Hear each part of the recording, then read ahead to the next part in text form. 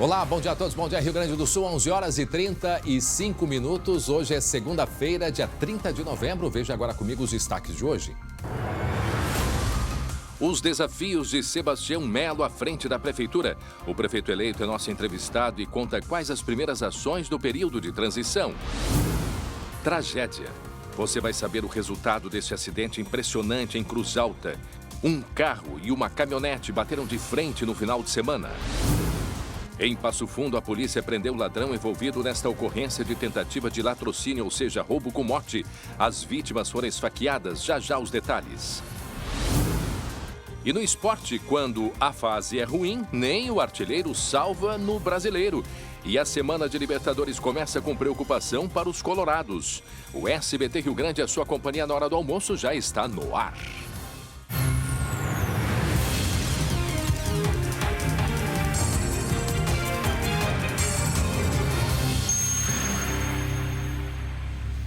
E atenção, você vai ver ainda hoje um idoso de 67 anos foi preso preventivamente por abusar de pelo menos 6 crianças. E sabe onde aconteceu? Dentro do próprio condomínio, em Gravataí, na região metropolitana. Depois de várias denúncias, olha, ele bem que tentou se esconder, mas a polícia encontrou em Osório, aqui no litoral norte. Nós vamos a um rápido intervalo e voltamos em seguida com muita, mas muita informação para você. Fique aí, até já.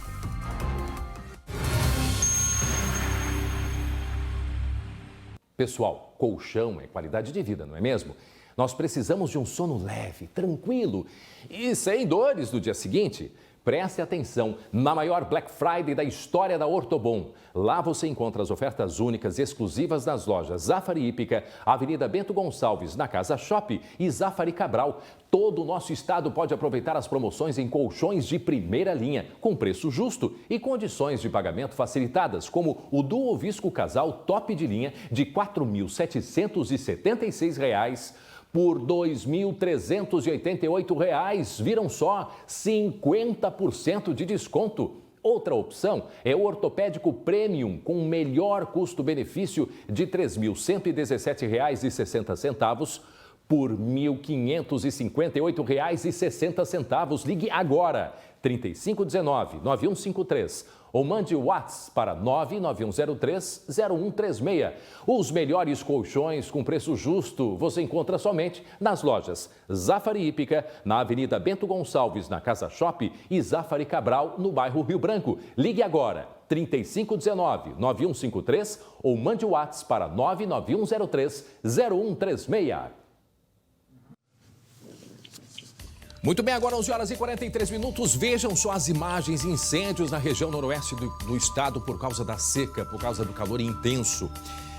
Bom, a Estael Cias já está com a gente aqui no estúdio. Em seguida nós vamos conversar com ela a respeito do tempo, porque essa situação do noroeste, ela deve melhorar, né? Deve vir muita chuva lá para a região. E, inclusive, por causa dessas queimadas, um agricultor morreu tentando apagar os incêndios na lavoura. Ele estava com um trator, ficou cercado pelo fogo e, infelizmente, não resistiu e morreu. Daqui a pouco a gente vai trazer os detalhes. Nós vamos ter, durante essa semana, chuva, vamos ter temporais pelo Rio Grande do Sul e, no final da semana, o frio de volta ao estado. Muito bem, em pleno dezembro, gente. Daqui a pouco a gente traz detalhes e informações. Agora, impressionante essas imagens aí de Criciúmal, região noroeste aqui do estado. Os incêndios por causa da seca, por causa da falta de chuva na região. Muito bem, agora eu tenho um recado importante para todos vocês, porque ser previdente é planejar o futuro, é pensar no bem-estar e proteção da família, evitando surpresas de última hora. Nós entendemos que o momento é de atenção e de cuidado, e o propósito da Ser Previdente é cuidar das pessoas em momentos de perda. Por isso, estão fazendo parte na luta contra o Covid e a isenção de carência para a aquisição de novos planos Ser Previdente. Você seguro com a experiência de mais de 55 anos do Grupo Cortel. Ligue 51 40 03 31 35, associe-se e utilize já todos os benefícios em vida. É Ser Previdente, um plano para a vida. www.serprevidente.com.br. Muito bem, agora a hora certinha para vocês. 11 horas e 45 minutos. Nosso assunto agora é eleições.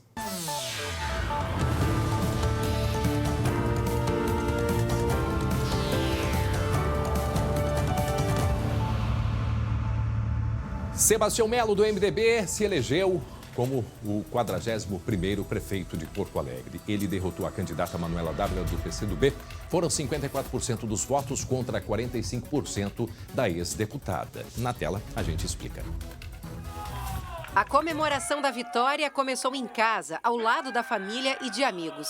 Um grupo de apoiadores recebeu Sebastião Melo, do MDB, em frente ao hotel, onde o prefeito eleito, com 54,63% dos votos, falou com a imprensa. Não há vitória individual. Esta é uma vitória que eu divido milímetro a milímetro com cada um de vocês. Quero dizer que é hora de paz. Vamos fazer uma transição pacífica. O processo de transição começa já nesta segunda-feira, quando o Sebastião Melo se reúne com o atual prefeito de Porto Alegre, Nelson Marquesan Júnior. Ele já solicitou também um encontro com o governador Eduardo Leite e uma audiência com o presidente Jair Bolsonaro ainda nesta semana. Melo garantiu que vai manter projetos da gestão atual que deram certo, como o Comitê de Enfrentamento à Covid-19. Nós queremos governar com união. Ideologia não resolve problemas. O que resolve é comprometimento, é competência, trabalho, seriedade na coisa pública. Derrotada nas urnas, Manuela Dávila, do PCdoB, que recebeu 45,37% dos votos, fez um pronunciamento desejando sorte ao adversário e agradecendo o apoio dos eleitores. Muito obrigada, Porto Alegre. Boa sorte para o nosso adversário. Cuide de Porto Alegre, porque Porto Alegre merece ter homens e mulheres que vivam com mais dignidade. Manuela também fez um agradecimento especial à militância. Nós enfrentamos a violência, o ódio, as mentiras com a força que vocês nos deram. Foram vocês com as bandeiras, com os adesivos, sentindo orgulho de novo de carregar os nossos sonhos, que fizeram com que nós nos levantássemos todos os dias. Após a entrevista coletiva, Sebastião Melo celebrou a vitória em uma grande festa no comitê de campanha. Assim como no pronunciamento, mais uma vez houve aglomeração. Parte da avenida ficou bloqueada para dar lugar à comemoração. Com 62 anos, o advogado, natural de Piracanjuba, interior de Goiás, mora na capital gaúcha desde 1978. Foi vereador e vice-prefeito e é atualmente deputado estadual. Obrigado, Porto Alegre. Eu vou devolver a ti em dobro que você me deu de oportunidades sendo um prefeito governador. Muito bem, e essa segunda-feira está sendo de muito trabalho para o prefeito recém-eleito. Além de uma agenda intensa de entrevistas, o prefeito Sebastião Melo será recebido hoje no Paço Municipal pelo prefeito Marquesan Júnior. E a gente vai conversar agora, portanto, com o novo prefeito de Porto Alegre. Olá, prefeito, bom dia, muito obrigado desde já. E em nome do SBT, de toda a nossa equipe, os nossos cumprimentos pela vitória nas urnas no dia de ontem. O senhor me escuta bem? Bom dia. Me escuto muito bem, André. Obrigado pela oportunidade. Cumprimentos pela cobertura que vocês deram no primeiro e segundo turno da eleição. Estendo aí meu abraço também, acho que está contigo aí o Glauco e o Guilherme, tá? Mas especialmente quem está nos assistindo aí. Muito obrigado, Porto Alegre, por nos dar essa oportunidade. Quero ser um prefeito da liberdade econômica, mas também da proteção social da nossa sociedade, não? Muito bem, então está aqui o Glauco e o Guilherme Roquette também com a gente para conversar numa conversa informal, sem regressiva, para a gente também conhecer um pouco mais do prefeito de Porto Alegre, Sebastião Melo. Me chamou muita atenção, prefeito, nesse período de campanha, que o senhor sempre disse muito que quer devolver para Porto Alegre tudo que Porto Alegre deu ao senhor. O senhor chegou aqui em 1978, me parece que foi no mês de fevereiro, num dia muito calor.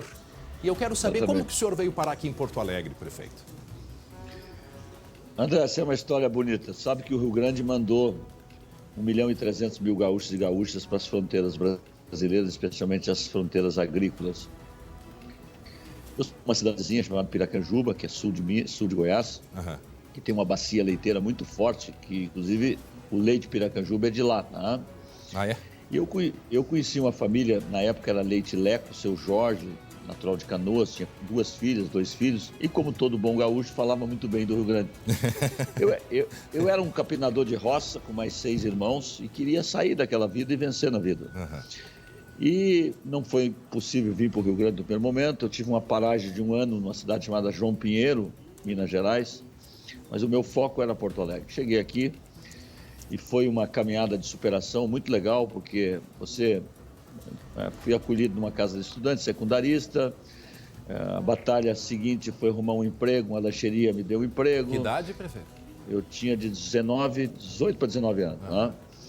E aí depois o dinheiro era curto, eu fui carregar caixa na Ceasa para completar a renda. E assim foi minha vida, terminei meu segundo grau, fui para a Universidade Vale do Rio dos Sinos, fiz economia.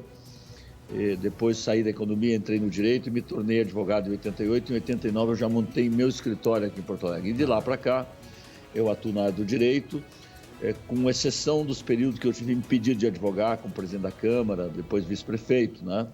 Então, essa construção com a cidade, ela vem muito antes de ter mandato, como alguém que ajudou na organização popular, Sim. Alguém que se alistou numa fileira larga de quem combatia a ditadura e queria a democracia no país.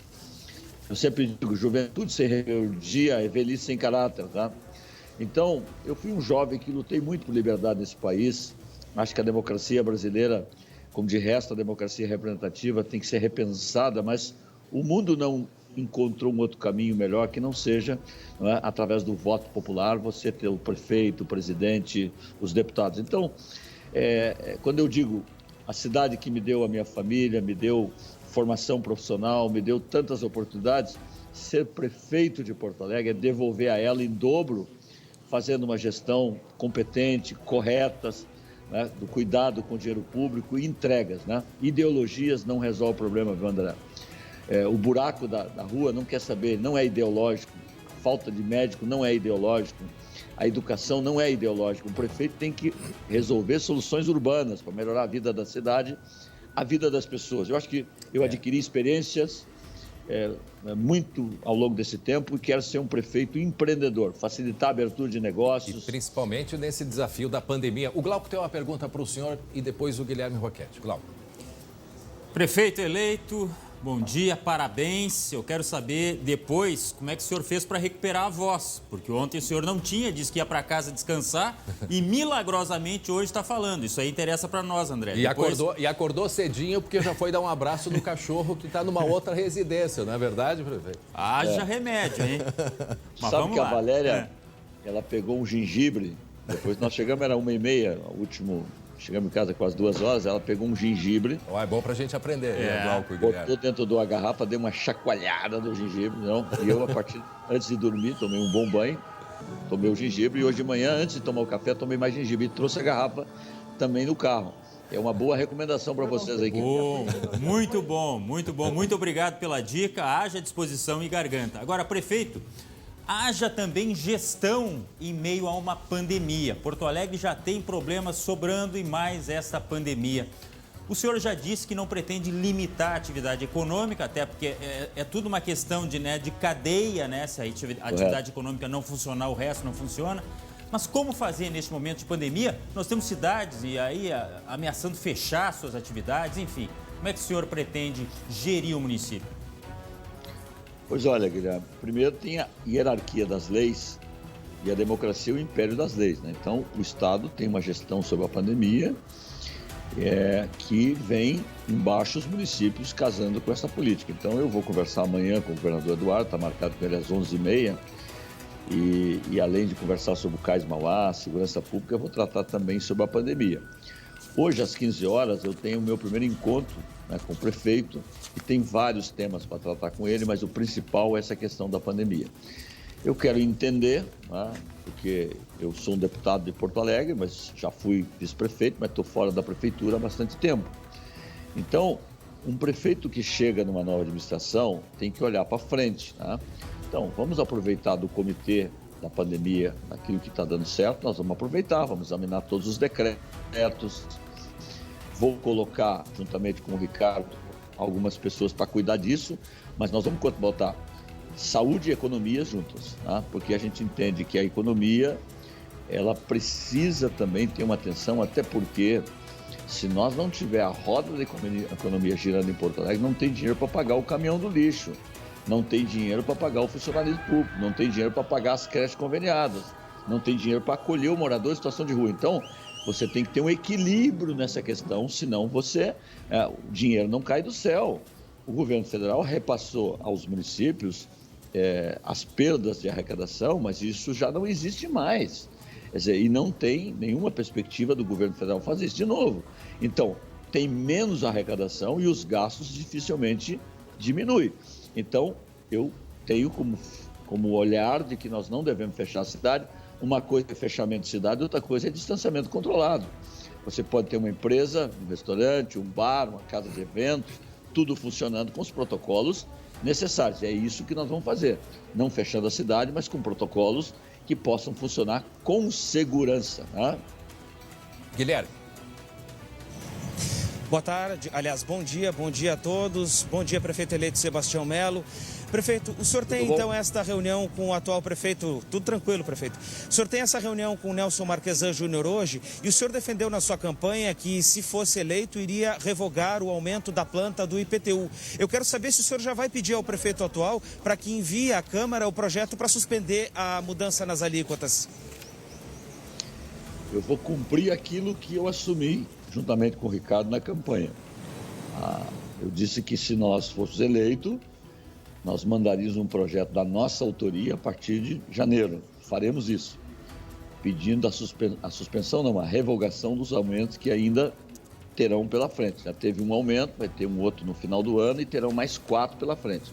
Os 4 que terão pela frente, vou mandar um projeto em janeiro. Espero que a Câmara, não tenho dúvida nenhuma, que enfrente isso rapidamente e, portanto, estará revogado os próximos aumentos. Mas não vou pedir para o prefeito, porque entendo que o prefeito aprovou a lei, ele exerce o seu mandato até o dia 31 e cabe a quem se eleger fazer mudança. Então, eu não vou pedir mudança para o prefeito, eu vou propor as mudanças quando assumir a cadeira de prefeito. Não? Muito bem, prefeito, a gente sabe que o senhor tem diversos compromissos. Eu tenho aqui uma listinha de coisas que eu gostaria de conversar com o senhor, porque eu sei que hoje o senhor tem encontro com o prefeito Marquesan. Amanhã o senhor deve encontrar o governador Eduardo Leite. Na quarta-feira, não sei se confirmou o encontro com o presidente Ainda não, Bolsonaro. estou esperando. Tá? Nós temos diversas questões, inclusive montagem do secretariado, temos curiosidade. Se o senhor tivesse pelo menos algum nome para indicar para a gente, nós gostaríamos de saber como é que vai ser isso daqui para frente. Com relação a microcrédito, que o senhor também durante a campanha falou para a gente na semana passada, para incentivar a produção aqui em Porto Alegre, né? Então são diversos assuntos, mas sabemos que o senhor está com um tempo justo e a gente vai deixar aí, né, para uma próxima oportunidade. Não, mas eu te respondo rapidamente. Quanto ao microcrédito, hoje eu falei com a direção do BRDE e quero ter um encontro essa semana ainda para tratar desse tema, né? O BRDE, que é o banco que nós queremos fazer essa parceria.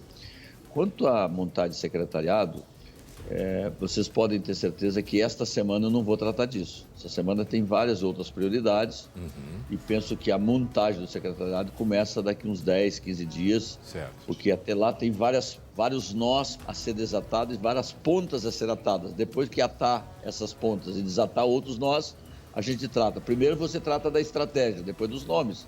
Porque se tu botar os nomes da estratégia, significa tu botar a carreta adiante dos bois. Quer dizer, vai ter reforma administrativa?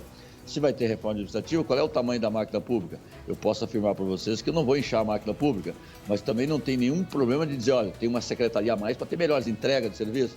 Então, primeiro a estratégia, depois os nomes. Mas eu estou muito à disposição, sabe que se é uma coisa na minha vida que eu sempre fiz, foi diálogo na vida pública. Vocês contem comigo verdadeiramente na transição, e especialmente como prefeito, para dialogar com muita sinceridade com a nossa cidade, muitas vezes dizendo não, muitas vezes dizendo sim. Prefeito tem que dizer não também, prefeito tem que dizer sim, mas sempre tem que ter uma justificativa para isso. Um não bendito é melhor do que um sim, mais ou menos, não? Bom, e da mesma forma nós nos colocamos à disposição aí, o SBT, nós nos colocamos à disposição do que for possível e necessário aí, principalmente nesse período justamente de transição, que já é uma preparação aí para o próximo governo. A água aí é com gengibre que o senhor estava tomando aí, prefeito? Essa aqui, é a da garrafinha? Essa aqui não, porque a com gengibre está dentro do carro. Mas se vocês quiserem, se vocês me pagarem um pedágio, eu posso mandar uma fazer para vocês. Né? Combinado, quero experimentar. Começou a contenção. Começou a contenção, disse o Glauco. Saúde e paz, tamo junto. Um abraço Obrigado, grande, presidente. prefeito. Obrigado, um abraço, tá? Tchau. E o prefeito, hoje de manhã, ele se mudou de casa agora há pouquinhos dias e os cachorros dele, tem 2 que não se acertam. Então, ele deixou um na casa antiga e ele vai de manhã todo dia para dar uma atenção para esse cachorro. Mas aí, a gente conversou aí com o prefeito, certamente outras oportunidades, vamos atualizando, né, tudo que tiver de novidade. E como ele disse, essa semana não trata de secretariado, vai tratar de outras questões e nós estaremos acompanhando. E atenção, olha só a imagem de um acidente impressionante. 3 pessoas morreram nessa colisão. Atenção para a imagem. Meu Deus do céu. Vejam a gravidade desse acidente. Uma batida de frente. Olha a caminhonete, o estado que ficou e o veículo. Chegou uma roda, saltou para um lado. 3 pessoas morreram. Outras 3 ficaram gravemente feridas. Um acidente em Cruz Alta. Cruz Alta esse acidente. Daqui a pouco a gente traz detalhes e informações por um outro ângulo. Olha ali por um outro ângulo. Meu Deus do céu. Que acidente, que acidente. Isso aconteceu no domingo, na madrugada de domingo, como eu disse, em Cruz Alta. Não se sabe ao certo o que provocou esse acidente, que tinha chovido muito naquela noite, árvores caídas, postes também caídos, mas não se sabe se isso teria sido a motivação, a razão desse acidente, os carros que bateram de frente. Daqui a pouco trazemos mais detalhes. Agora, preste atenção nesta outra história de um idoso, tá aí na imagem, 67 anos, preso, acusado de estuprar 6 crianças em Gravataí, na região metropolitana. Como ele foi descoberto? Quem vai trazer os detalhes para a gente é o colega Lucas Abate. Oi, Lucas. Boa tarde, Lucas. 12:00, 1 minuto agora. Boa tarde, André. Boa tarde a todos. Esse idoso foi descoberto a partir da denúncia de uma criança, André. Esse homem, só para relatar mais ou menos um pouco o perfil dele e até fazer um alerta para outras pessoas que convivem numa situação semelhante. Esse idoso morava num condomínio popular, era da confiança de todos. Segundo a Polícia Civil, muitas famílias deixavam as crianças com ele e também com a esposa já há muitos anos. Ele tinha a chave da casa de várias pessoas e sempre fazia visitas, cuidava das crianças, levava lanche, porque era acima de qualquer suspeita. Só que na última quarta-feira, ele entrou na casa de um menino, esse menino estava sozinho e ele abusou sexualmente dessa criança. O menino de 10 anos então pegou o telefone, ligou para a mãe e disse que o tio estava maltratando ele, pediu para a mãe voltar para casa. A mãe retornou, a criança narrou tudo para ela e a mãe então decidiu procurar a polícia. Só que a conversa, André, começou a correr entre os vizinhos. Ela fez um alerta entre outras mães que deixavam as crianças com esse idoso. Aí ele fugiu. E a partir daí, André, se descobriu outras 5 crianças que também foram abusadas sexualmente. Aí ele fugiu. Só que o mais grave disso, André, é que ele já cometia esse abuso há algum tempo, há mais tempo. Só que até então ninguém havia denunciado. As crianças, claro, muitas vezes não entendem do que está acontecendo, por isso que é importante ficar atento aos pequenos detalhes. E segundo a polícia, e agora a gente tem até um trecho da delegada Karina Heinck que vai nos trazer mais detalhes, segundo a polícia, André, um abuso já há pelo menos 6 anos. Vamos ouvir. E a partir disso, com essa notícia de que a mãe foi para casa, confirmou isso com a criança, e a criança até confirmou com uma vizinha, é que daí já ficaram sabendo que uma outra menina tinha acontecido a mesma coisa, só que não tinha feito ocorrência. E aí foi se ver que esse fato o segundo fato aconteceu há 6 anos atrás, então, na verdade, provavelmente devem ter sido várias outras vítimas há bastante tempo, né? Bom, para quem está chegando agora, gente, agora 12:03, nós estamos conversando a respeito deste caso, desse homem de 67 anos que foi preso no litoral norte. Foi preso no litoral norte, acusado de abusar de crianças. Para quem está acompanhando a partir de agora, Lucas e o Glauco participam com a gente dessa conversa. Lucas, só repete para a gente como que ele foi descoberto. Porque, na verdade, teve um menino.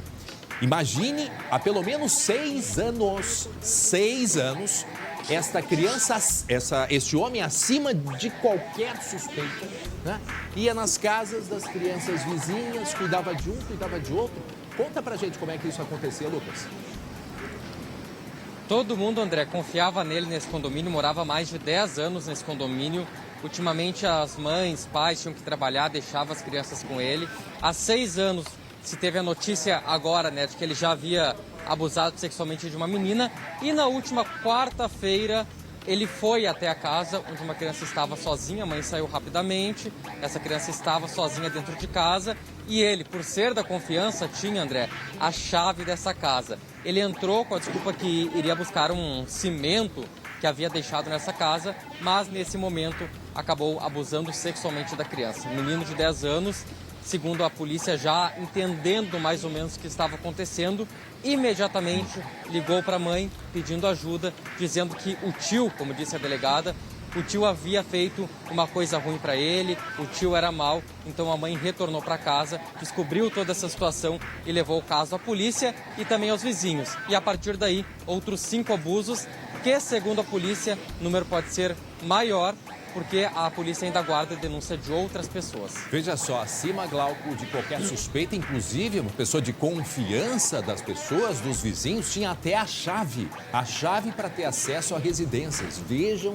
Agora, André, a ponto que se chega. Diga, Glauco. Mais uma vez, e a gente falou já em diversas oportunidades de uma situação parecida como essa, de outra também parecida, enfim, porque é caso recorrente. A conquista da confiança. E as mães, os pais, às vezes, tendo necessidade de deixar a criança, acabam confiando nessa pessoa aí, que se mostrou um vovô, olha, sem caráter, um desvio. Mas o que é isso? 67 anos é a melhor idade que chamam, né, André? É. É a melhor idade, é? Não, e Glauco, e não é, pelo visto, não é recente, pelo tudo que se indica, porque a partir da revelação desse menino de 10 anos, não se sabe se foi a primeira vez que ele teria abusado desse menino, sabe-se lá se já não tinha e outras oportunidades, e a criança foi tomando consciência, né, do que estava acontecendo, e aí teve coragem para isso, teve coragem para denunciar. Olha a humilhação aí na cachorreira do carro da polícia. 67 anos, André. Que barbaridade. Não, olha, eu fico pensando nesses casos e muitas famílias, né, acreditam nessas pessoas. A pessoa de mais idade, ela tem a credibilidade pela experiência de vida. São pessoas que muitas vezes estão aposentadas e podem ajudar a cuidar, né? Os pais precisam trabalhar. Agora, que ponto que se chega que a gente não os pais não... Como fazer? E vejam só a atenção e o cuidado que tem que ter os pais no momento desses. Como é difícil, Lucas. E ainda mais, André, agora que muitas escolas não estão com aulas, creches estão fechadas, os pais no início estavam em casa também por conta da pandemia, mas muita gente já voltou a trabalhar e essas soluções, o vizinho, o tio, o conhecido, acabam se tornando soluções e muitas vezes esse risco está lá implícito, oculto, pode estar diante de um abusador, mas como é o alerta, e a gente sempre que fala de abuso sexual, a gente faz esse alerta, porque não é um alerta nosso, é da Polícia Civil, o perfil do abusador é de uma pessoa que não levanta suspeitas, é o idoso, é o vizinho, é uma pessoa que trabalha, sempre é uma pessoa acima de qualquer suspeita, que primeiro confia, ganha a confiança da família e depois passa a abusar. Então, por isso tem alguns detalhes que as famílias sempre têm que se atentar, sempre cuidar se a criança mudou de comportamento, até questões fisiológicas, daqui a pouco a criança voltou a fazer xixi na calça, esse é um alerta importante, o desinteresse em outras atividades, então os pequenos detalhes que a família tem que cuidar. Pois é, mas é um ponto que a gente não quer nem que chegue a esse ponto, né? Pois é, quando chega aí já aconteceu, né, André? Exatamente, então vejam só a dificuldade, mas a gente vai continuar falando desse assunto, inclusive daqui a pouco a gente vai trazer a reportagem deste caso. Até já, obrigado, Lucas, e atenção, uma aglomeração num bar de Capão do Leão, aqui na região sul do estado, começou em festa e terminou em confusão, em plena pandemia, onde os números estão muito preocupantes aqui no estado. Tem gente que ainda apronta dessas, Glauco. Pois é, olha, confusão, e não é uma confusão comum, é generalizada. Olha só, a gente está acompanhando as imagens do que aconteceu lá em Capão do Leão. Na última sexta-feira à noite, dia 28, o batalhão de choque da Brigada Militar de Pelotas foi chamado para apoiar a guarnição local de Capão do Leão. Por quê? Porque havia aglomeração de pessoas em frente a um bar no centro da cidade. Só que chegando lá, os policiais se depararam com uma quantidade significativa de pessoas e confusão. Ou seja, já tinha confusão quando eles chegaram. Eles quiseram começar aquele processo de dispersão, mas teve uma pessoa que não aceitou as ordens, tá? E que simplesmente disse que aquela cidade estava sob comando de uma facção criminosa. Você acha que ele foi audacioso ou não, hein? Que ousadia. Bom, os policiais aí começaram a entrar em confronto com algumas pessoas, houve troca de agressões, olha aí. Troca de agressões, isso aí atingiu várias pessoas. Soco com o policial, hein? Não, eles não tiveram medo, parece. Só Respeito que assim, passa longe, nem sabe nem o que é. Tá com distanciamento também.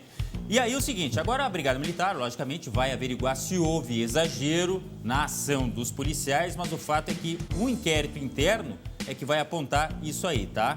As imagens são fortes em relação a agressões, só que a Brigada Militar confirma essa tese de que um homem, pelo menos, não teria aceito a ordem de dispersar e falou simplesmente isso, que a cidade era dominada por uma facção. Só isso, tá? E ainda provocando, e aí houve a ação da brigada, logicamente que é até praxe, né? É um protocolo ter o inquérito interno para apurar o procedimento dos policiais. O fato é que tá tudo errado. É pandemia, tem aglomeração de gente, tem uma pessoa dizendo que facção manda, tem agressão. É um combo, né? O que vai ser também investigado foi naquele caso, volta ali um pouquinho na imagem, antes ali na imagem, a gente consegue ver do lado esquerdo tá o frequentador e à direita o policial, né? Daqui a pouco eu vou mostrar o ponto certo que isso aconteceu e que me parece que aí o policial parte para cima. Aqui, ó, isso, volta um pouquinho antes. Aqui chega o policial que está armado, consegue observar? Aí, ó, é aí o momento, exatamente o momento aí que acontece então. Larga aí a imagem agora. Aqui é na esquerda o frequentador e aí é o policial que vai para cima dele, né? É o policial que... Há uma alegação também de que essa pessoa, esse homem, teria cuspido no policial. Isso não dá para ver nas imagens, tá? Logicamente que testemunhas também podem ajudar, né, André? Agora é o seguinte, né? A pessoa que tem uma atitude como essa, né? Os procedimentos de abordagem da polícia são vários e depende, cada caso é um caso. Agora, tem situações, aquilo que eu digo, não dá para chegar com biscoito Zezé para esse pessoal que está fazendo a arruaça. E com desrespeito ainda por cima, que faz o que faz, ficar cuspindo, gente. Mas o que é isso? Aí é o momento, ó, ele vem, que é esse que começa uma provocação, começa a provocação e aí vem o policial e ataca por cima dele.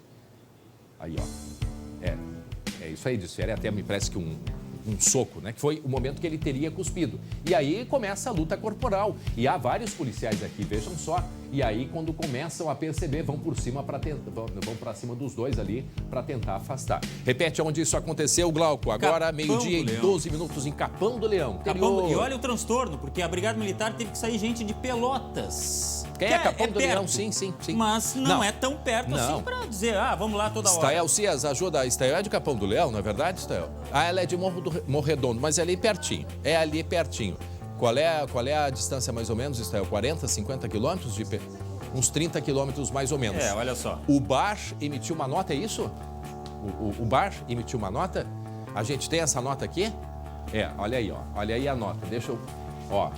Esta noite nos deparamos com a repercussão de uma publicação em grupo no Facebook citando nosso estabelecimento. Portanto, viemos a público para esclarecer que em nenhum momento foi ofertado por parte desta qualquer tipo de som mecânico ou similares. Desta é, no caso, o bar, né? Efetuamos o nosso trabalho dentro dos parâmetros legais, fato que se confirma pela inexistência de multas a este local. E aí segue a nota. No mais, lamentamos todo e qualquer transtorno causado e, por fim, agradecemos a todos aqueles que acreditam em nosso,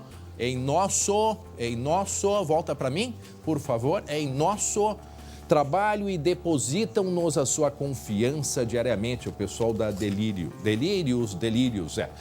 Porque é o seguinte, ó, tem que ter, né, Glauco, bom senso neste momento, né? A gente tanto fala de momento de pandemia, de aglomerações, agora os restaurantes e bares, eu não estou dizendo que é esse caso aqui, mas também tem que ter o bom senso. Não é porque está dando movimento que tem que deixar confusão e tarde da noite, né? O pessoal fica bebendo. Olha o que a gente viu no dia 8 de novembro, uma semana antes das eleições, em Nova Prata. O pessoal à noite se divertindo, bebendo, e aí o que aconteceu? Se incomodaram com um rapaz que ainda a polícia disse que não pôde comprovar que ele teria mexido com uma mulher e resolveram fazer a justiça com as próprias mãos. Mataram este homem de 40 anos, processo que segue em investigação em Nova Prata. Foi espancado em praça pública. Aqui daqui a pouco poderia ter terminado em algo parecido, porque o pessoal vai bebendo e acha que é terra sem lei. Muito bem, agora a hora certinha, meio-dia e 14 minutos. Atenção, gente, vem aqui para mim. Preste atenção nessa imagem, um acidente. Uma tragédia, né? Lá em Cruz Alta. Ô, Glauco, o que é que aconteceu? O que há de explicação para esse acidente que aconteceu na madrugada de domingo? 3 pessoas mortas, outras 3 gravemente feridas, Glauco. Bom, eu olho essa imagem, não acho uma justificativa, né? E fico extremamente impactado. Olha a força, a violência do choque desses 2 veículos, né? Foi às 5 horas da manhã em Cruz Alta e as câmeras de segurança flagraram este acidente, tá? Os veículos envolvidos, uma Paraty e uma Hilux, ou seja, uma caminhonete forte, de grande porte. Olha a situação que ela ficou depois da colisão. Uma mulher que estaria sentada no banco dos passageiros na frente, um homem de 20 anos que estaria no banco traseiro, não resistiram aos ferimentos e teve mais ainda uma outra vítima. Os ocupantes da Hilux ficaram feridos e foram encaminhados a hospitais da cidade. Agora ou seja, tem que saber... Os ocupantes do carro sofreram logicamente mais, até porque a caminhonete é mais forte, né? A polícia, André, vai tentar ouvir essas pessoas que ficaram machucadas neste acidente e também ver mais câmeras de segurança para tentar entender o que aconteceu, porque bateram de frente, né? Primeiro, 40 por hora ali. O que a gente não percebe, eu não consegui ver, eu acho que era uma rua de via dupla, é verdade? Mão dupla? Isso é uma informação importante, porque o carro branco, ele vai bem do lado esquerdo, ou seja, ele deveria estar do lado direito. E aí, é mão dupla, gente. Volta ali, voltem, olha só. Volta ali, por favor. Depois o Guilherme vai colaborar com a gente. Tem um carro aqui no sentido oposto. Ou seja, é uma mão de via dupla. E esse carro aqui deveria estar andando mais para a direita, certo? E ele está bem à esquerda. Talvez o motorista não conhecesse, achou que era uma mão única e foi. Ou desatenção, né? Ou desatenção, exatamente. E aí segue a imagem aqui e ele vai, bem pelo lado esquerdo e vai em cheio, Guilherme Roquette, na caminhonete. Pois é, André, porque aí nós percebemos exatamente isso que tu constataste, que a Paraty, ela está mais ao centro da via e possivelmente invadindo a pista, inclusive da Hilux. E a gente pode perceber o seguinte, que ela não parece estar em alta velocidade, ou pelo menos não tão alta, mas possivelmente acima do adequado para uma via desse tipo, já que era uma rua aparentemente estreita. E essa batida de frente é que provoca o impacto maior, porque a Paraty, sem dúvida, tem uma massa bem menor do que a da Hilux e por isso essa destruição total que resultou nessas mortes. Tem um cálculo que se faz, digamos que ali a velocidade é 40 km por hora, parece uma placa. Se o carro está a 40 e a caminhonete também a 40, são 2 velocidades, né, que elas podem ser consideradas até como 80 por hora. Há um cálculo matemático nesse sentido no que se refere ao trânsito, não é, Guilherme? É assim mesmo, André, porque se a batida ela é de frente, para se calcular o impacto da velocidade, nós juntamos as 2 velocidades. Então, se a Hilux, que aparenta estar mais devagar, estivesse a 20 km por hora e a Paraty a 40, o impacto é a 60. Se ambos os carros estivessem no mesmo sentido, o impacto, por exemplo, da Paraty a 40 na Hilux a 20 seria a 20 km por hora. Se diminuiria. Mas, como é um impacto frontal, essa colisão, então, ela é com a velocidade combinada, somada. E ela é exatamente, ele é bem frontal, ele não é de lado, não é diagonal. Olha o que aconteceu frontal. com a caminhonete, olha a estrutura da caminhonete. Eu imagino um chicote na cabeça dessas pessoas aí, dessas pessoas que estavam dentro dos veículos, porque ela foi uma batida exatamente de frente. Né? Exatamente de frente. Tanto é que o carro branco, olha a inércia, ele bate, o carro menor, e meio que vem de ré. Olha, ele vem para trás, é uma coisa incrível. A caminhonete só não repetiu porque é um pouco mais pesada, mas ela foi para o lado. Né? E o pneu que você chamou atenção. E tem um outro detalhe, também, André. Qual o detalhe, Guilherme? Tem um outro detalhe, André. É que essa Paraty é uma Paraty do final dos anos 90, 98, 99 mais ou menos. E ela não tem airbag e os sistemas de segurança são bem mais inferiores do que os da Hilux. E isso com certeza contribui para a gravidade desse acidente, já que é um carro mais antigo e a segurança é menor.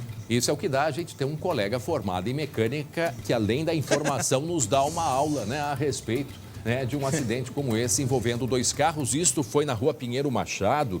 Eu não sei quem conhece Cruz Alta, mas me parece que é a região central de Cruz Alta, não é? quem puder me ajudar, quem conhece ali a região, porque a gente vê que é uma rua asfaltada. Parece que é região central. Não é uma região afastada, região de campo. Isso não é. Agora, o que a gente vê é que essa batida ela foi extremamente forte. 3 pessoas morreram e outras 3 ficaram gravemente feridas. Isso deve ser investigado certamente e assim que for possível, os feridos devem prestar depoimento à polícia. Agora, uma coisa é claro, para aí a imagem um pouquinho.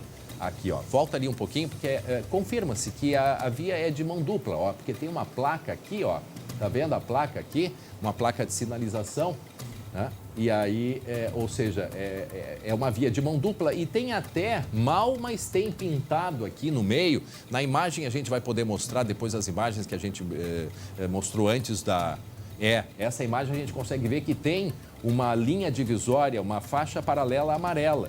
Tá certo que está apagado em alguns pontos. Agora, se foi desatenção de motorista, 5 horas da manhã, a gente não sabe o que aconteceu, de onde estavam vindo, mas foi por volta de 5 horas da manhã. Está aqui, ó, 40 km por hora a placa. Tá? 40 quilômetros. Tiveram que usar o desencarcerador, que é um equipamento, esse aqui o Corpo de Bombeiros usa, para conseguir cortar, né, a estrutura do carro, me ajuda, Guilherme, para poder retirar as pessoas feridas. Às vezes a gente olha e acha, nossa, chegou a arrancar o teto, a batida. Não, é que os bombeiros precisam abrir o teto do carro, precisam cortar as pontas, né, as colunas, para conseguir, então, retirar as pessoas. Teve um temporal nesse dia, muitas árvores caídas, mas não se sabe se isso teve influência. Me parece que ali, infelizmente, o motorista estava na contramão mesmo, né, Guilherme e Glauco? A imagem é bem clara e mostra que a Paraty está bem mais ao centro e se não para o lado esquerdo, já fora da sua pista. E o que acontece quando precisa desencarcerar, André? É que se retira o teto do carro para que os feridos possam ser removidos na posição em que estão e que isso não agrave a condição deles, caso haja alguma fratura. Para quem está chegando agora, gente, 12h, 21 minutos, estamos mostrando um grave acidente que aconteceu em Cruz Alta. Foi durante a madrugada, 3 pessoas morreram, outras 3 ficaram feridas. Tá? Então, um acidente gravíssimo. Estamos aqui tentando compreender o que teria provocado. A gente não tem como... O que provocou no fato está claro. O carro está na contramão, um carro branco. Isso aqui eu acho que a imagem é indiscutível. Né? Agora, o que motivou o motorista a pegar a contramão, se achou que era via única? Para aí, ó, para só um pouquinho. Vamos tentar pegar aquela outra imagem que aparece melhor a marcação da pista aqui. A gente vê que muito apagada. Isso acontece, infelizmente, em muitas cidades, né? Muitas cidades, a marcação do chão, ela é péssima. E chama atenção, André, que não tinha como fazer manobra para tentar desviar, né? Não tem nem freada, gente. Não tem nem freada. Para quem está chegando agora, repito, 12h, 22 minutos, um acidente que aconteceu na madrugada de domingo em Cruz Alta, noroeste do estado. Um carro, é uma Paraty, né, Guilherme? É uma Paraty, um modelo mais antigo. Aqui, ó, para aí. Agora aqui eu consigo mostrar a faixa de divisória de pista aqui. Né? E a gente percebe que não teve freio. Não teve freada. Pelo menos a imagem não mostra isso. Aqui, ó, o carro veio lá de cima, tá? É só para a gente compreender. O carro veio daqui e a caminhonete estava vindo nesse sentido. Aí, quando houve a batida, o carro branco foi parar neste lado aqui da rua e a caminhonete, né, deu uma rodopiada e veio parar aqui. O carro branco foi tão forte, pegou tão de frente, como a gente disse, e aí soma as velocidades, a do carro branco com a velocidade contrária, se soma da caminhonete, se soma e dá para ter uma noção do impacto. Imagina você a 80 por hora e bater numa parede, é praticamente o que aconteceu. Tanto é que os carros ficaram nesse estado de terem chicoteado, né, no caso, o carro branco para trás e a caminhonete para o lado. Vamos dar uma olhadinha ali no acidente acontecendo, mas eu acho que fica evidente isso. Me parece que o carro branco estava na contramão. Talvez o motorista não percebeu, não era da região. Isso a gente, né, não tem esses detalhes e informações. Mas olha só, não tem freada, né, gente? Não tem freada. Eu não sei, André, se quando eu vi essa imagem, se não é um aclive também, uma leve descida. Sim. Se a Paraty não estava na parte de cima e a outra caminhonete subindo. Isso pode ter até surpreendido o motorista da caminhonete maior. Isso. É por isso que eu acho que não daria nem tempo dele esboçar uma reação ali e tentar desviar. Não tinha como, né? Exatamente. Tem aquele ponto cego, né? É aquele ponto cego em algumas estradas. Aqui, quem vai pela RS 239... e vai entrar em direção a Três Coroas, tem um viaduto, certo? Quando você está indo, no caso, para Três Coroas, que tu vai dobrar à esquerda na 115, tem um viaduto só para quem vem lá de Taquara. Esse viaduto de Taquara, ele, para quem está descendo, é assustador, porque ele tem uma subida e uma descida. A sensação é que quando a gente vai descer, vai ter um carro parado ali. É um perigo muito grande. Talvez tenha acontecido exatamente aqui, o ponto cego, porque veja, a caminhonete vem lá de baixo, né? O motorista já na contramão, e aí quando se viu ali não tinha mais de fato o que fazer. Quer dizer, foi uma batida extremamente violenta que, eu repito, aconteceu lá em Cruz Alta, na região noroeste aqui do estado. Muito bem, seguimos. E ainda bem que não tinha ninguém na rua, né? Pois é. Ninguém caminhando na pois rua. É. Agora imagina o estouro que aconteceu, né? A batida. Muito bem, daqui a pouco a gente volta a conversar com o Roquete e com o Glauco Paza. Atenção, ainda hoje a gente vai contar a história em detalhes deste homem de 67 anos, um idoso, que foi preso por abusar de pelo menos 6 crianças. E sabe aonde? Ali no ambiente familiar, né? No próprio condomínio onde morava, em Gravataí. E as famílias acreditavam nesse senhor que ajudava a cuidar das crianças, inclusive ele tinha até a chave de casa. Foi quando ele entrou, abusou de um menino de 10 anos. E esse menino teve a coragem de chamar a mãe e dizer o que estava acontecendo. E a partir disso, chegaram em pelo menos outros 5 casos. Daqui a pouco trazemos os detalhes e atenção. Vamos falar sobre a morte do João Alberto. Tá aí a imagem do João Alberto, que aconteceu no dia 19 de novembro, dentro de um hipermercado na Zona Norte de Porto Alegre. Está aí a imagem, cada vez que a gente olha assim, dá uma agonia. Pois o PM que estava fazendo um bico, aquele PM temporário, nesta noite, o primeira e última noite do trabalho dele, pois finalmente ele contou à polícia a versão sobre os fatos. Lucas Abate, para surpresa, não é, de todos, ele disse que não houve nenhuma discussão antes da agressão. E aí a gente pergunta, bom, mas então o que é que aconteceu, né? O que tu pode contar pra gente desse depoimento que foi na sexta-feira? Durou aí cerca de 4, 5 horas o depoimento dele, né, Lucas? Isso, André, um longo depoimento na última sexta-feira do policial militar temporário Giovanni Gaspar da Silva, envolvido nesse caso, falou pela primeira vez.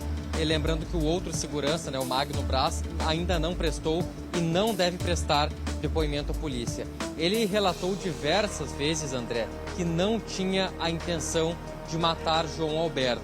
E ele relatou, e é esse ponto que a gente destaca, que não houve nenhum tipo de discussão, que ele foi chamado no caixa porque um cliente teria causado algum tipo de problema, mas ele foi chamado como se fosse para escoltar esse cliente, levar esse cliente até o lado de fora. E diz que isso aconteceu sem qualquer tipo de problema, sem qualquer tipo de discussão, mas que em determinado momento, como a gente tem as imagens que mostram, ele foi surpreendido pelo soco de João Alberto. E a partir daí se inicia todas essas imagens, essa situação que a gente já mostrou várias vezes aqui, em que ele, o policial e o outro segurança, o Magno, começam a desferir vários socos em João Alberto e depois imobilizam, né, e acabam asfixiando João Alberto até a morte. Mas ele diz que não teve essa discussão, que não teve a intenção, que tentou conter, imobilizar, mas acabou matando por asfixia o João Alberto. E essa vai ser a linha da defesa, pelo visto, né, Lucas? De mostrar que ele não tinha a intenção de matar, né? Por mais que as agressões foram aí uma sequência, é ele que tá batendo, né, Lucas? É ele que tá dando soco, não é verdade? Isso, André, é ele que inicia essa sequência de socos. A gente contou na última sexta-feira pelo menos 14 socos que foram desferidos, que são possíveis de ver na imagem. E a linha da defesa é justamente essa, é assumir que o policial se excedeu na lesão corporal, agrediu, vai assumir que agrediu, que cometeu a lesão corporal contra João Alberto, mas a morte a defesa vai rebater, dizendo que ele não teve a intenção de causar a morte, que isso foi um acidente, uma casualidade ou, enfim, por qualquer outro motivo. Mas a defesa não assume a autoria, né, e também a motivação da morte. E o próprio advogado... Outra questão que foi levada a ele, o racismo, André, também, que foi negado por ele. o que a gente questiona, e até o próprio advogado falou, não é, Lucas e Glauco, é reconhecendo um despreparo dos dois para lidar com uma situação. Então vejam que não é só fazer segurança, é muito mais que isso. Né? Glauco, tem que abrir o microfone do Glauco aqui para ele, eu não estou ouvindo, só vejo que ele quer falar. E essa vai ser a linha da defesa dele, ou seja, mostrando que não houve a intenção, houve ali a morte, houve as agressões, mas teria sido uma reação. Glauco.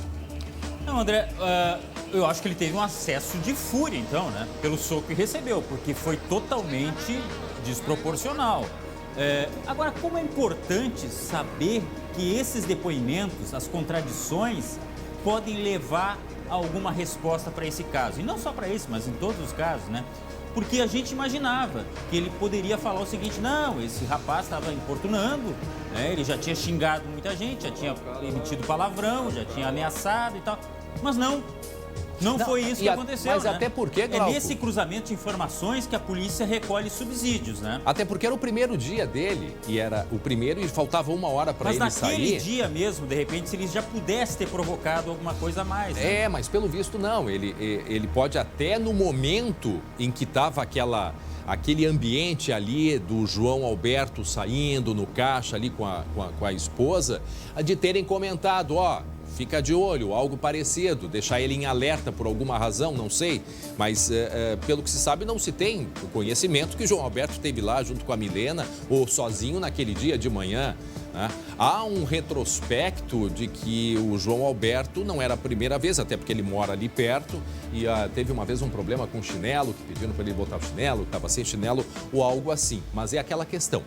Explica, mas não justifica. E eu imaginei que poderia surgir alguma coisa nesse momento aí, dessa imagem aí, que ele chega junto à fiscal de caixa. Lembra que ele levanta a mão ali? Mas essa foi o argumento da Adriana, que é aquela fiscal que está de branco. Ali, ó. Que lembra quando lá na garagem, durante as agressões, ela disse, ele encostou, ela usa uma expressão que a gente não sabe se ele só se aproximou ou se ele teria batido em alguém. Mas a imagem é muito clara. Ele faz um sinal com a mão que me dá a sensação que é positivo e negativo. Pelo menos ele vira. Ou não sei se ele está com um telefone na mão, que tipo, vou fazer uma gravação ou algo assim, né? A gente não sabe explicar. Olha, ele está com a mão ali, ele está com a mão de sinal positivo em algum momento. Aí chega a Adriana, que a gente não tem, ela tinha pedido o relaxamento da prisão dela, mas em princípio não foi aceito, ela permanece presa. Não foi, André. Ela permanece presa, né? Permanece presa. A Adriana permanece presa, pediu na última semana a revogação da prisão temporária, mas foi negado pela Justiça. Permanece em prisão temporária, tem um prazo de 30 dias. Para só um pouquinho, e ao fim desse período, a polícia deve avaliar se pede ou não novamente a prisão da mulher. Gente, volta um pouquinho antes, porque tem um outro aspecto que chama a atenção, é o fato da esposa, a Milena, porque a Milena, volta antes, a Milena, ela desce, olhem só, tá aí, ó. Tá, deixa a imagem, vamos pegar ali na sequência. Tá ali o João saindo com os 2 seguranças e a Adriana atrás, né? A Adriana está acompanhando. Aqui, ó. Aqui desce, tá aqui o João, né? O João Alberto, o Giovanni, o Magno atrás e a Adriana ali no meio dos dois, tá? Aí o que acontece? Aí começa, vejam só que todos estão se aproximando aqui quando o João Alberto então desfere o soco no Giovanni. E aí começa a sequência de socos. Agora, o que me chamou a atenção, que a situação parecia de fato estar tão calma e tranquila até o momento, deixa a imagem na sequência, porque agora vai aparecer a Milena descendo. Está aqui a Milena descendo e ela, se estivesse numa situação, né, de confusão, ela não estaria nessa tranquilidade. Então, ela estava ali, quieta, viu aquela movimentação e aí depois ela foi para pedir para que soltassem. Foi quando então a Adriana disse que se ele acalmasse, se ela fizesse o João se acalmar, ela ordenaria que os seguranças liberassem ele, né? Ela disse isso, a gente consegue observar isso na gravação. E a Adriana também disse no depoimento que não estava junto na hora do primeiro soco, mas a imagem mostra que ela estava, né? Pelo depoimento aparece que não. No depoimento ela disse que não estaria junto no momento do primeiro soco, mas pelo que a gente vê na imagem ela estava muito próxima. Diga, Lucas.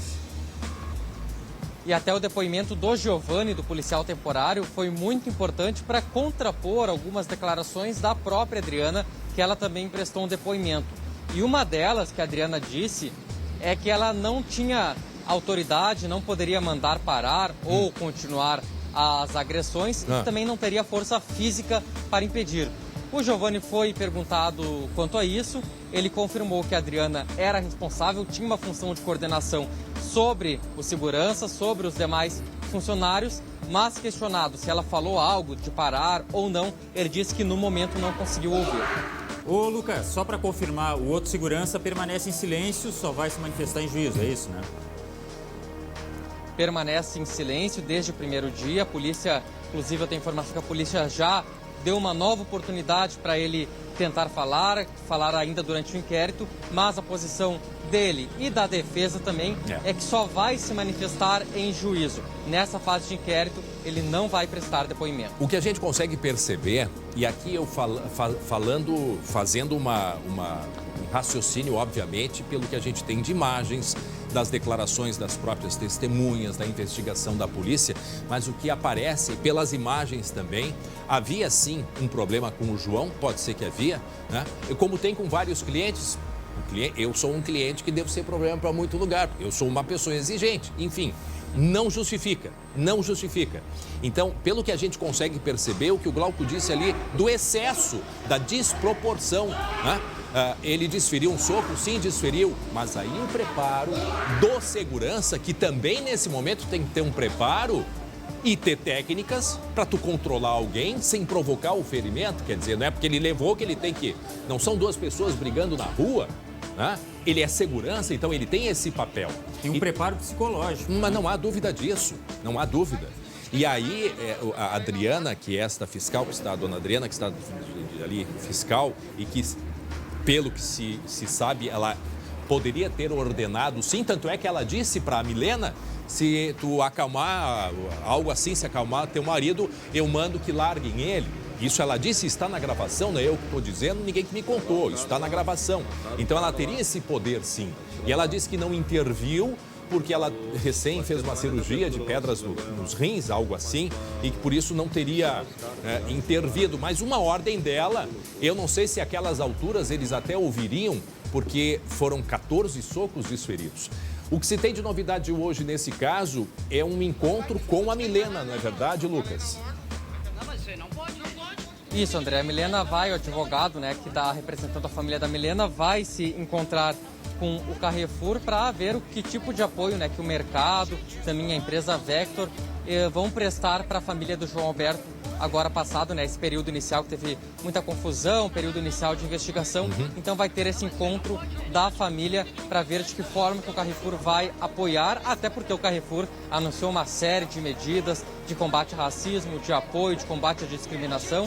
Lembrando que também tem ações públicas, civis também em tramitação na Justiça, não só por parte da Defensoria e também do Ministério Público. E uma outra novidade, André, aí referente à investigação, é que a defesa do policial militar afirmou que não vai entrar mais com pedido de liberdade provisória, que seria entrado já na última sexta-feira para tentar uma liberação. Diz que vai aguardar a juntar algumas provas ainda para entrar com um novo pedido. Então, por enquanto, a defesa do policial não vai pedir a revogação da prisão preventiva. E fica a lição que a gente pode falar em outras oportunidades. O preparo das pessoas que fazem a segurança, seja no mercado, seja em festa, seja em loja, isso é algo que a gente precisa falar mais, sim.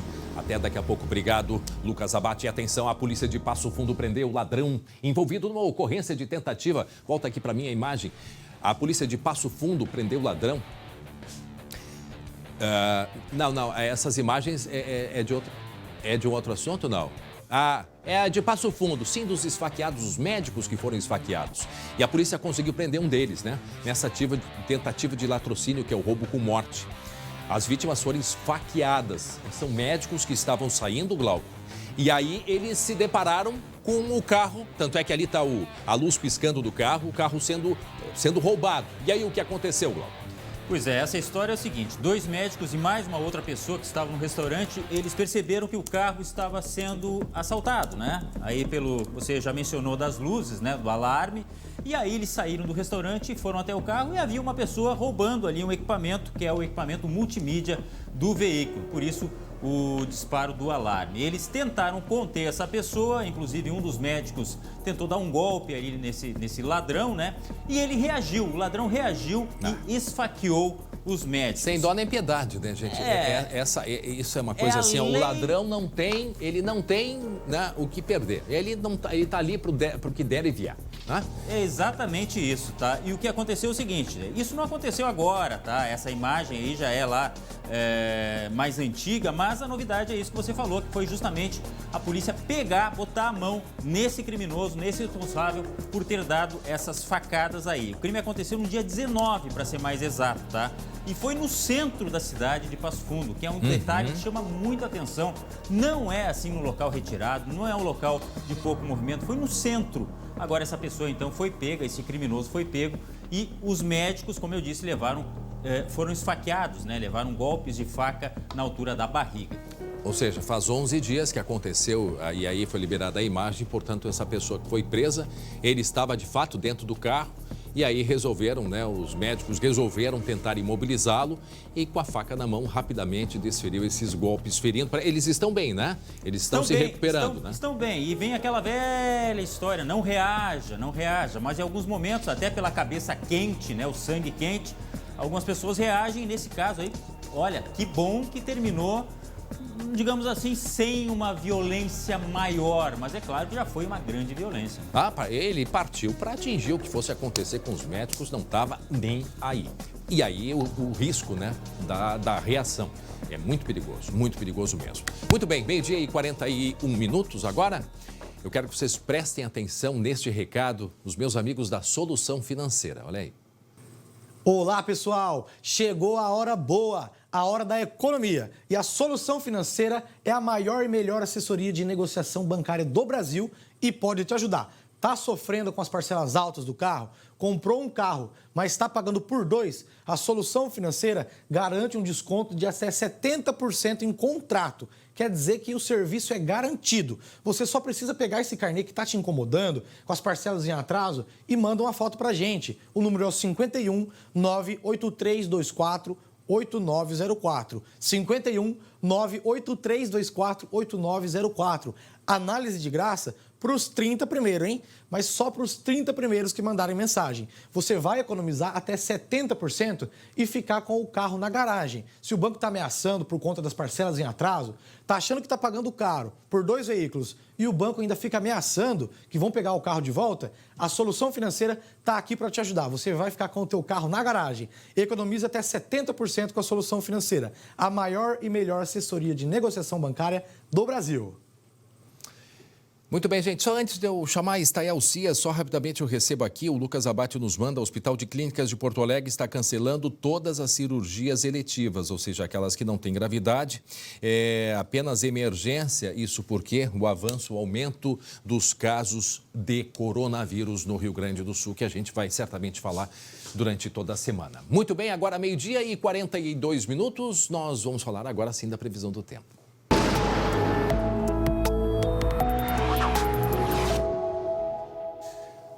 Nós começamos a previsão do tempo de hoje com uma notícia triste, porque um agricultor morreu depois de tentar combater um incêndio na própria lavoura, na localidade de Bela União, que fica no interior de Santa Rosa.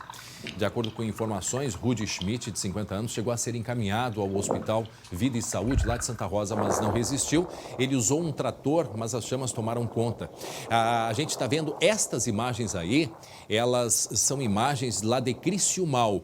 E por que nós estamos mostrando? Isso foi há alguns dias, a região de Criciúmal, região noroeste, metade norte do estado, né, o extremo norte, passando por uma seca terrível nos últimos meses.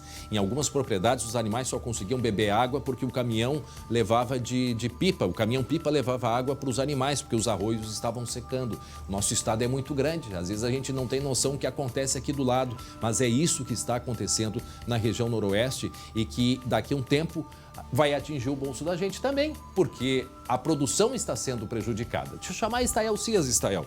Vem para cá porque falávamos já das queimadas aqui no estado. Sim. Depois daquelas imagens das queimadas ali, infelizmente, da morte deste agricultor, o tempo mudou no noroeste do estado e teve chuva. Então fala pra gente como é que vai ficar aí nos próximos dias. Verdade, a gente até tem imagens aqui dos temporais que trouxeram alívio à estiagem. E o interessante é que a chuva mais forte aconteceu exatamente onde precisava mais. Tivemos volumes aí entre 80 e 120 milímetros naquela região noroeste, lá na região da fronteira oeste também, em Paraí, Uruguaiana. Tu vê essa imagem de Criciúmal, Estael? Eles não tinham caminhão-pipa, porque o caminhão-pipa da cidade estava atendendo um outro município. Sim. E aí o desespero, esse agricultor de Santa Rosa, com o próprio trator para tentar apagar as chamas, infelizmente morreu. É muito difícil, né? E nós tivemos naquela região noroeste, semana passada foi entre terça e quinta-feira vários incêndios acontecendo ao mesmo tempo. Então realmente o bombeiro teve muito trabalho e aí acaba as pessoas entrando em desespero e tentam por vias próprias, né, tentar conter. Depois desta queimada, então teve temporais na região, teve temporais, chuva. Tivemos estragos, vendavais aí na região. Essa imagem aqui, produção me ajuda, é de Criciúmal. De Criciúmal, justamente onde precisava, como eu comentei. Vejam só a força do arroio aqui, que estava com um nível muito baixo e a intensidade da chuva que fez, né? Acabou repondo realmente a água dos arroios, dos rios, a umidade do solo, trouxe transtornos, porque também teve vento associado a esses temporais que aconteceram mais para o final da semana, entre sexta e sábado. Olha aí, ó. Uruguaiana, também na fronteira oeste, os temporais chegaram com bastante vento e muitos raios lá na região da fronteira oeste. E com acumulados lá em Uruguaiana na faixa de 80 a 90 milímetros, né? E aqui na região de Criciúmal. Agora, Estael, tá muito abafado, né? A gente está com temperatura aí de 28 graus aqui no estado, em média. Algumas regiões vai chegar a 30. Como é que vai ser a semana aí pra gente? Olha, a semana vai ter de tudo um pouco. Até hoje, frio, né, Estael? Para variar, né? A primavera.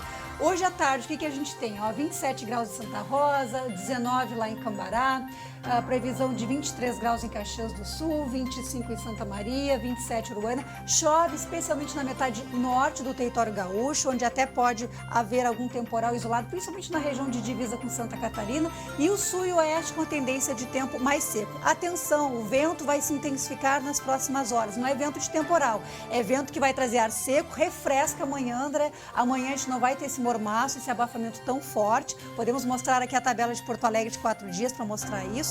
Amanhã tem sol, então dá para lavar roupa. Tem muita gente me falando que deixou de lavar roupa, então pode lavar roupa amanhã, sol e poucas nuvens, 25 graus de temperatura.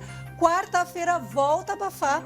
Muito calor na quarta-feira, máximas acima de 32, 34 graus lá em Criciúmal, Santa Rosa, São Borja. E aí de quarta para quinta-feira um novo alerta. Mais temporais irão chegar ao Rio Grande do Sul. De novo, vai chover mais na metade norte do estado. Vamos botar aqui, produção, mapa de chuva para eu mostrar quanto que vem ainda de instabilidade. Vejam só, tá muito colorido aqui, é sinal que tem bastante chuva, viu, André?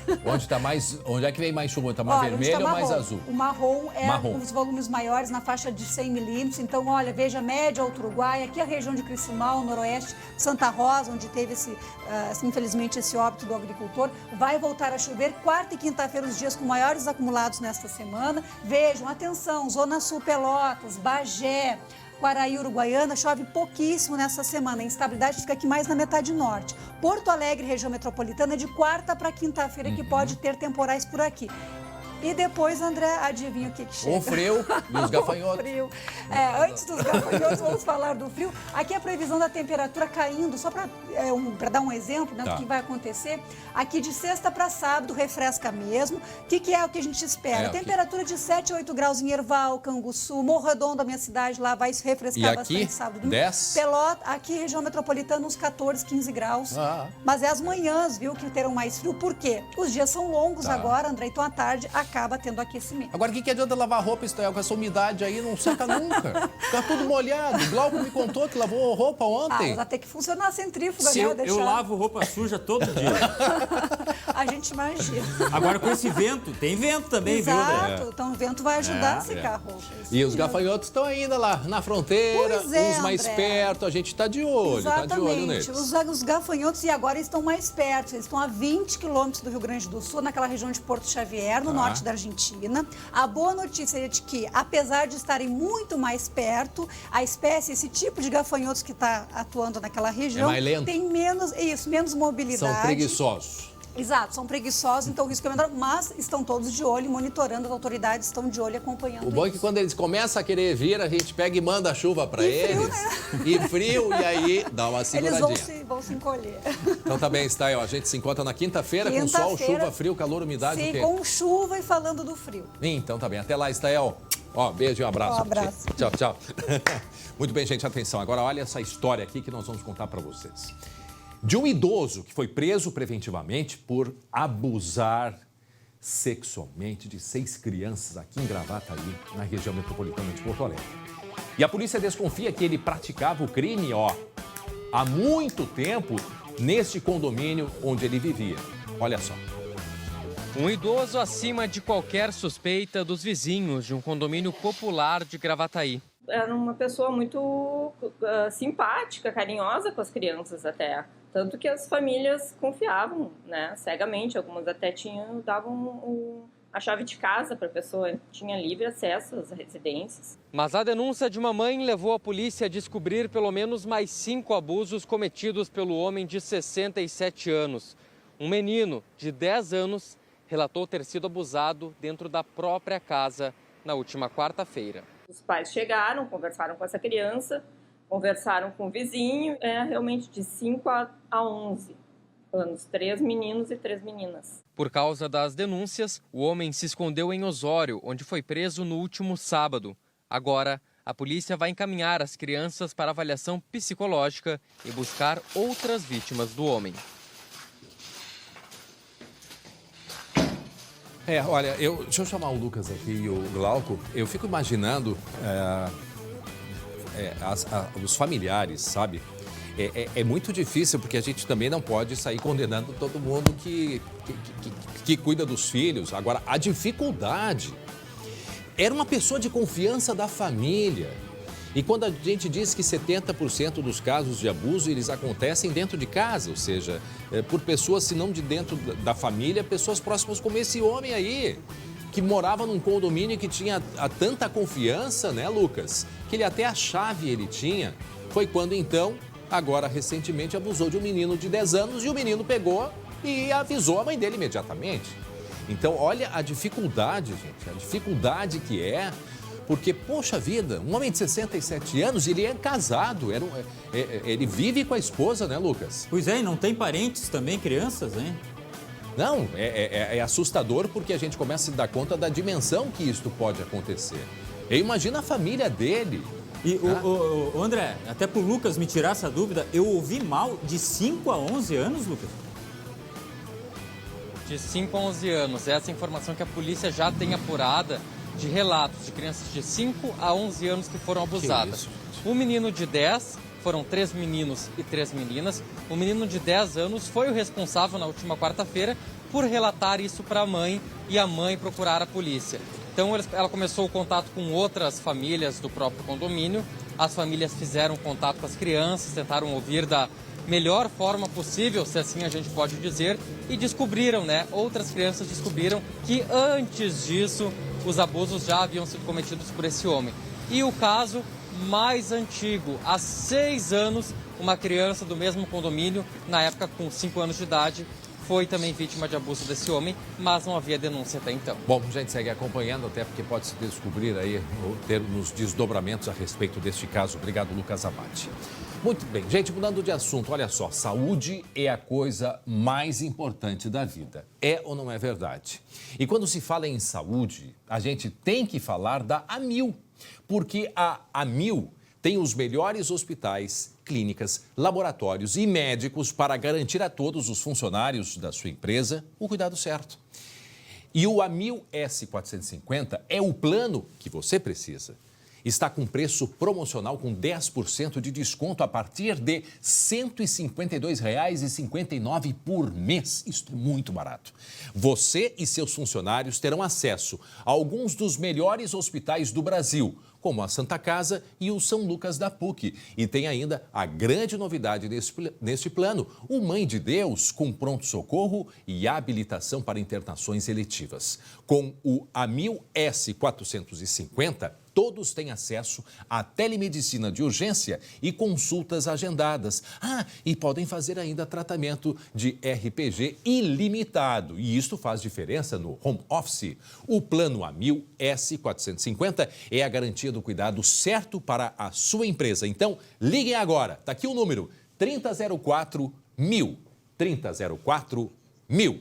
Muito bem, gente. Atenção, olha só. A exceção de Caxias do Sul, as 4 cidades gaúchas com segundo turno tiveram algo em comum e que chamou a atenção de todos nós. O número de abstenção, ele superou a votação do candidato derrotado. Pode uma coisa dessas? Aqui em Porto Alegre, o índice foi de 33... Cadê o Glauco Paz? Está aqui. 33,08%, Glauco. Ou seja, podia ir para o segundo turno se tivesse isso? Pois é, olha que números impressionantes, né? Presta atenção, ó. 354.692 eleitores deixaram de votar na capital.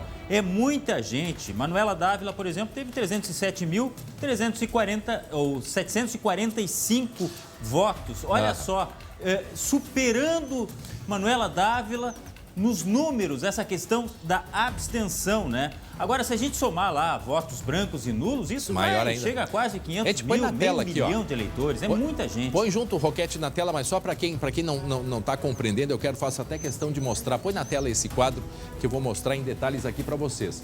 O prefeito eleito, 370 mil. 370 mil. Abstenções, 354 mil. Manuela Dávila, 307 mil. Então vejam que as abstenções este ano superaram a média de 20% e passou para 30%, Guilherme Roquete. Talvez se imagina que o próprio TSE pediu para quem tivesse com qualquer tipo de síndrome gripal que não fosse votar. Não sei, mas pode ser que essa seja uma das razões. André, dá para a gente analisar que seriam 2 razões. Uma é essa questão do coronavírus, a questão do risco e tudo. Mas é um fenômeno, a questão das abstenções, que nós já vínhamos vendo desde a eleição de 2016, quando o número de votos de pessoas que não foram votar, mais brancos e nulos, superou os números de votos de Nelson Marquesan, que foi então o eleito. E é um fenômeno que a gente vem percebendo também no interior do estado, o desinteresse das pessoas pela política. E se nós formos pensar entre as pessoas que foram votar, tanto, tirando aqui em Porto Alegre, que foi um pouquinho menos, mas em Caxias, Pelotas, Santa Maria e Canoas, o percentual dessas pessoas que votaram em branco ou anularam o voto foi de cerca de 10%. Então também tem um fenômeno aí das pessoas que deixam de manifestar a sua intenção de voto. Olha só. E o que a gente pode imaginar, André? Muitos candidatos nesse segundo turno, eles chegaram a apelar para esse eleitor, para que fosse votar. A Manuela Dávila, por exemplo, usou bastante esse recurso na campanha porque esperava essa virada por parte dos eleitores que não tinham comparecido às urnas. Não, só para quem está chegando agora meio-dia e 56 minutos, nós estamos falando das abstenções, um número muito alto. E claro, fazendo uma analogia aqui, poderia ir para o segundo turno se tivesse abstenção, porque ela ficou em segundo lugar, né, em pelo menos 4 municípios aqui, no caso do Rio Grande do Sul. Vejam 29% aí, Pelotas, que a gente está vendo agora. A gente vê que a Paula Mascarenhas, 105 mil. Aí em segundo as abstenções com 70 mil e aí em terceiro com 47 mil, né? Claro que todos entendem aqui, pelo menos esse é o meu objetivo, só para compreender aqui o Ivan Duarte, que não foi, né? Que não se elegeu, com 47 mil. Também as abstenções, veja só, 47, 48, 9, 50, 23 mil abstenções a mais que o número de votos. Vamos para outra cidade enquanto isso, diga, Glauco. Só para lembrar que a média nacional ficou em 29,4%, tá? A média nacional de abstenções. A gente vê aqui o Jairo Jorge, de Canoas, 82 mil, 79 mil o número de abstenções, tá? E o segundo colocado, o Luiz Carlos Busato, com 72 mil, ou seja, o Busato teve o número de votos mais baixo que o número de abstenções. Põe aqui para mim, só para mostrar esse número que eu acho que é importante a gente chamar a atenção aqui, ó. Esse aqui, ó, 79 mil abstenções e o segundo colocado ali, o Busato com 72 mil. Isso representa 31,63%. A gente tem agora Santa Maria? Tem? Santa Maria, rapidamente, Santa Maria, o Pozobon com 71 mil, o segundo com 53 mil e as abstenções 64 mil. Vejam só, um número bastante alto. Também 31%. Verdade. Muito bem, agora 12h58. Rapidamente, está na hora da gente falar de esporte.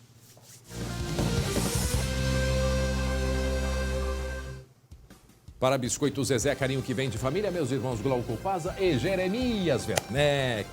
Que maravilha. Olha só, agora para tua camisa, o que vai dizer? Te prepara. O que vai dizer? Te prepara porque a festa junina tá chegando. Bela camisa, Chico Bento.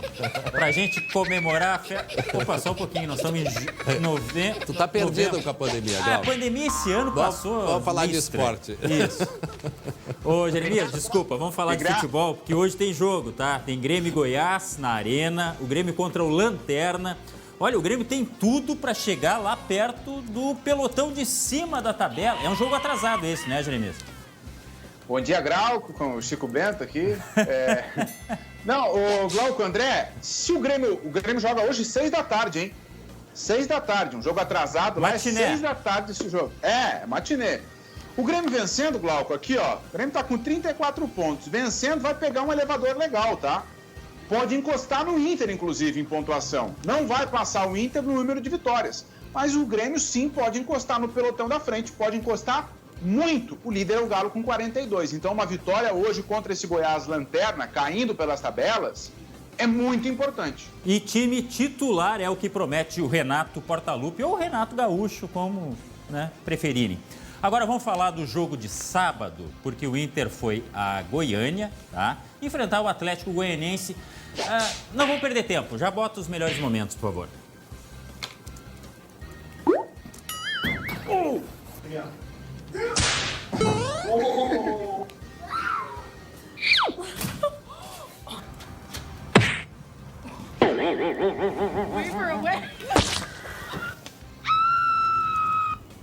Mas só um pouquinho, tem alguma coisa errada aí. Quem é que tá cuidando do esporte aqui? Quem é que tá cuidando da lojinha que botou um negócio aí que... tá, é pra fazer...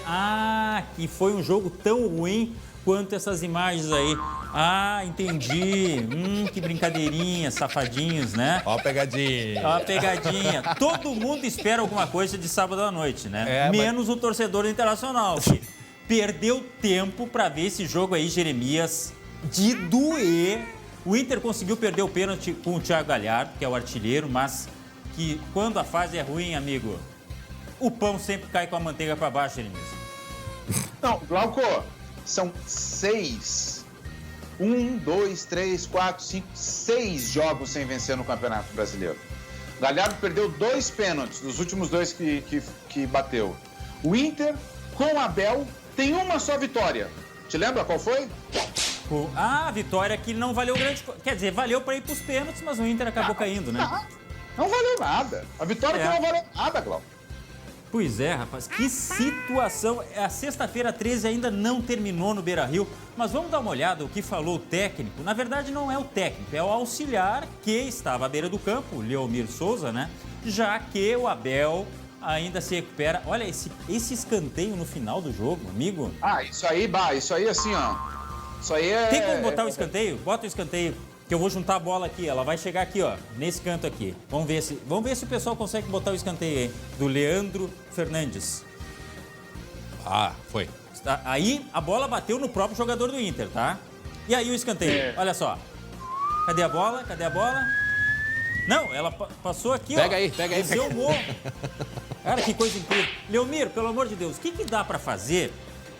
para enfrentar o Boca? É semana de Libertadores. Leomir, ó, Libertadores, Boca, Leomir, Libertadores. O que dá para fazer? Fala aí.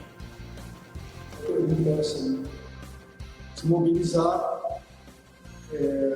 estudar bastante o adversário, procurar treinar forte, se dedicar ao máximo. É um jogo muito difícil, muito mais difícil que o jogo de hoje, com certeza. Ai, meu Deus, boa pergunta. Chegou a me dar Olha aqui, rapaz. E a bola chegando aí ou não? Tá aqui, chegou a bola no escanteio do Leandro Fernandes. vai ter que fazer muito melhor para passar pelo Boca, Jeremias. Ô, André, eu vou te dizer uma coisa, só um milagre, viu? Olha, declaração forte, hein? E outra, posso dizer o seguinte, ó. Sabe quem é que venceu na Espanha? Olha aí, ó. Venceu a primeira com o Celta. Celtinha embalou. Decolou. Decolou. O Celtinha decolou. Olha que coisa. Oremos para o que está por vir aí, semana de Libertadores. O Inter joga com o Boca, aquele jogo que foi transferido por causa da morte do Maradona. E o Grêmio, comemos, vai só confirmar a vaga contra o Guarani do Paraguai, tá? Bom, a gente se despede falando de um momento emocionante que aconteceu no final de semana, né? Onde muita gente lembrou dos 4 anos daquele acidente da Chapecoense, aquela coisa horrorosa, né? 28 de novembro, o acidente com o avião da Lamia, e alguns jogadores, ex-jogadores se manifestaram. Não são apenas jogadores, ex-jogadores, são personagens da história da Chape. Veja aí. Para nós, vai ser sempre lembrado como exemplos, né, de ser seguidos e de cara que sempre fez o simples, mas com amor, isso que eu tô sendo. E aqui você fez um time muito vencedor, onde tinha uma gestão que não dava um passo maior que a perna, uma gestão que foi e sempre será espelho, junto com todos aqueles atletas. Nada mais justo que fazer uma homenagem aqui dentro da nossa casa para pessoas que lutaram, se empenharam e fizeram a Chapecoense ser grande como ela é hoje.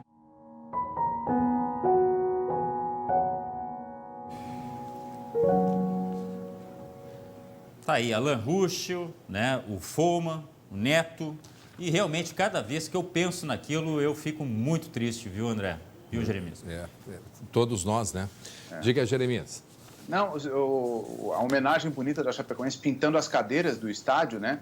Em homenagem aos 71 tripulantes do voo, passageiros do voo, que faleceram naquela noite que não tem história, né? Bom, gente, a gente vai encerrar e nós, inclusive, como uma homenagem, vamos encerrar com essas imagens aí, lá da Chapecoense. E lembrando que a gente volta amanhã, a partir das 11h40, hoje, 19h20, segunda edição, com a Lu Coman. Obrigado pela audiência e pela companhia, né, gente? Tchau, tchau. Até amanhã.